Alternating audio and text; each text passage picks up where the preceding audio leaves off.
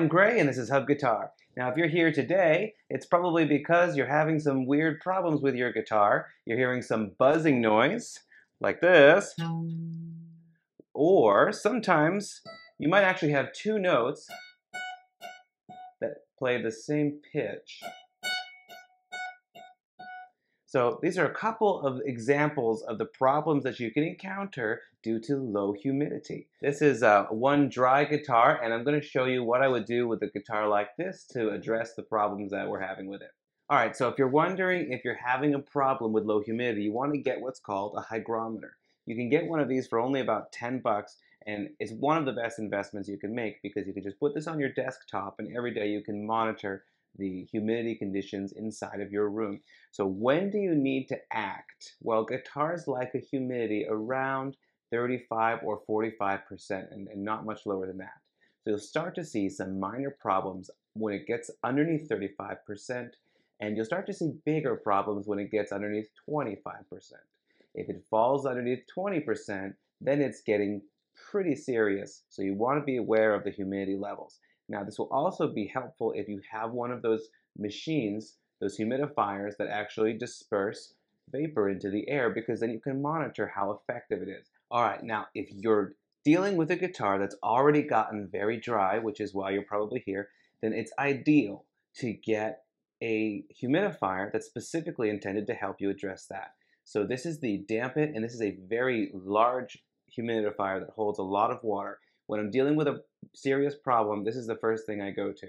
So what you do is you take this humidifier and you actually insert it into the guitar underneath the strings, all the way in the sound hole. Of course, you're going to fill it up with water first. And then you can cover the sound hole with this.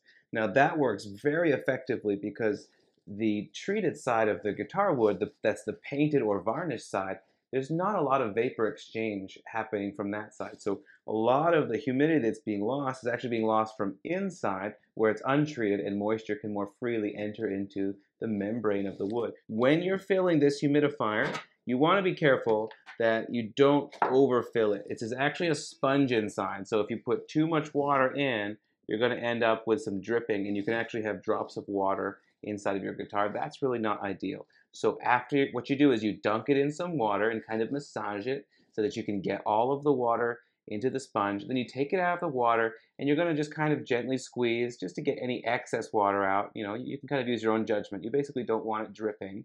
And then you wipe it with a cloth and you kind of shake it and satisfy yourself it's not dripping, and before putting it into your guitar.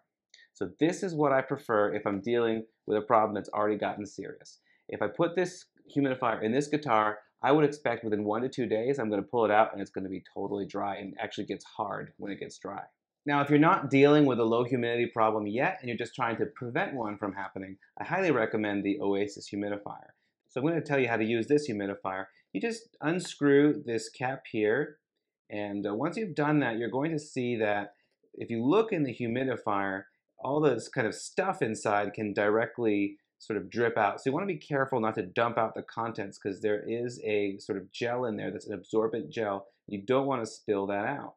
So what you're going to do is you're going to take this syringe and you're going to put that deep into a cup of water. You don't want to just siphon off of the surface because you're going to get a lot of air in the syringe. So you're going to plunge that down into a cup of water and draw it up full of water. Now, if you look at the way this is designed, I think it's designed so that you can actually insert the syringe into this end. If you look, it actually fits in there perfectly. And from there, you can just directly fill. But the problem that I found with that is that once it gets full, it gets kind of pressurized. And if you overfill, it kind of shoots water back into the syringe. And so I actually prefer to do it a different way. It takes a little longer. But what I do is after filling the water, I just sort of gently squirt a little slow little stream. And then it'll kind of pool up to the top, and I'll just wait for it to absorb and fall back down.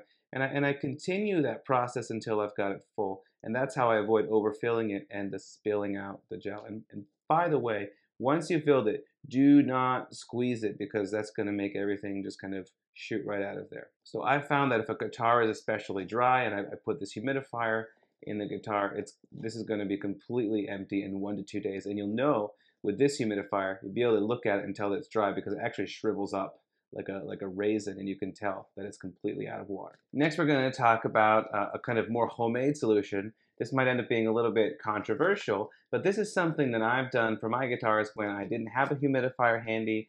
So what I did here is I took about 6 paper towels and folded them up and then submerged them in water.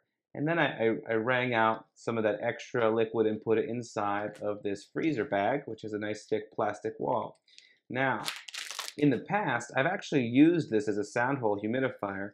I just shove the entire thing into the body of the guitar, and then I leave the opening of the Ziploc bag open out of the sound hole. But you want to be kind of careful that it doesn't end up upside down, so that if any excess water could drip out.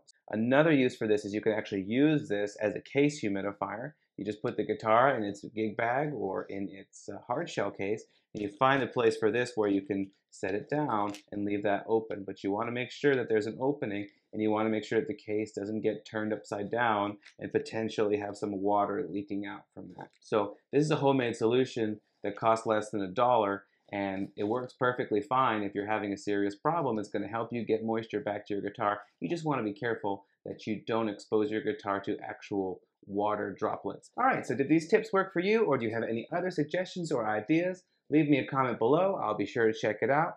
As always, thanks so much for watching, and if you enjoyed the video, please subscribe because I've got a lot more coming.